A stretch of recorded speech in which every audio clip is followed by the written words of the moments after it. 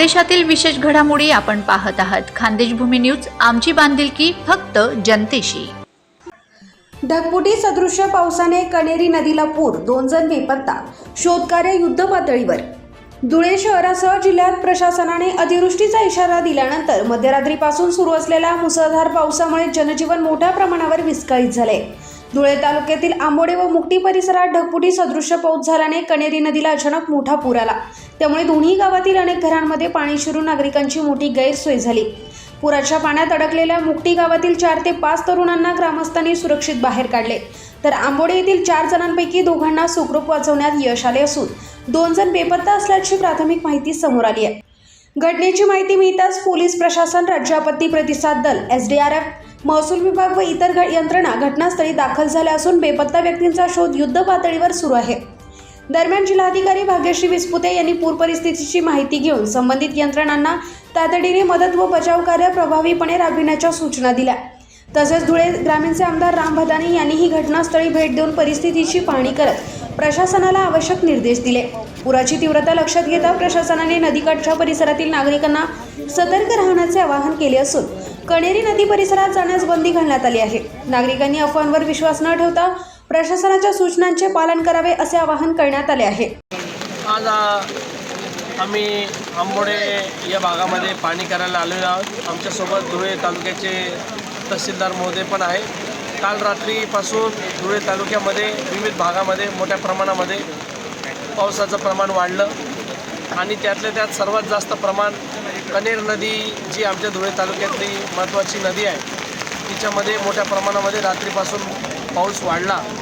त्यामुळे सकाळपासून आम्ही तहसीलदार साहेबांच्या व SDRFच्या RD साहेबांच्या माध्यमातून संपर्कात होतो. आंबोडे, मुक्टी, बिडाई, बिडाणे, चिंचखेडे, अंचाळे, तिकडे खोरदड अशा अनेक लोकांनी आम्हाला संपर्क आतापर्यंत केलेला आहे. जिथे जिथं लोकांनी संपर्क प्रशासनाच्या माध्यमातून केलेला आहे तिथं अतिदक्षता घेण्याचे सूचना सरकारच्या माध्यमातून, जिल्हाधिकारी कार्यालयाच्या माध्यमातून व आम्ही सर्व कार्यकर्ते ग्रामस्थांच्या माध्यमातून गावकऱ्यांना दिलेलं आहे. जिथं जिथं अशा परिस्थिती असतील त्यांनी जुन्या वहिवाट असतील, जुने छोटे मोठे पूल असतील, मोडकळीस झालेले पूल असतील, तिकडनं जाणं येणं टाळायचं आहे आणि परिस्थिती नियंत्रणात येण्यासाठी प्रशासन सर्वतोपरी प्रयत्न करत आहे. आत्ताच मुक्ती गावाला एका झाडावर 4 मुलं तिथं अडकलेली होती. त्यांना SDRFच्या टीमने तिथं रेस्क्यू करण्याचं यशस्वीपणे काम केलेलं आहे. त्याबद्दल गावकऱ्यांच्या वतीने SDRFचं मानलं तेवढं कमी आभार आहे. आता आमच्या आंबोड्यामध्ये आम्ही इथं आलेलो आहोत. इथं 3 मुलं आणि 1 वडील असे 4 एका कुटुंबातले 4 व्यक्ती होऊन गेले. त्याच्यामध्ये 2 लोक रेस्क्यू झालेले आहेत, 1 अजून बेपत्ता आहे आणि एकाचं अजून काय विषय झालेला आहे, एकाचं 2 बेपत्ता आहे. 4 लोक वाहून गेलेले होते, त्याच्यामध्ये 2 सापडलेले आहेत आणि 2 अजून बेपत्ता आहे. त्यांना शोधण्याचं कामसुद्धा विभागाच्या माध्यमातून चालू आहे. मी आमच्या धुळे तालुक्यातल्या नागरिकांना नम्र आवाहन करू इच्छितो की आपल्या जीवाची काळजी घ्या, आपल्या कुटुंबाची काळजी घ्या व शक्य असेल तर गरजेपुरतं आपल्या घराच्या बाहेर पडा, एवढं.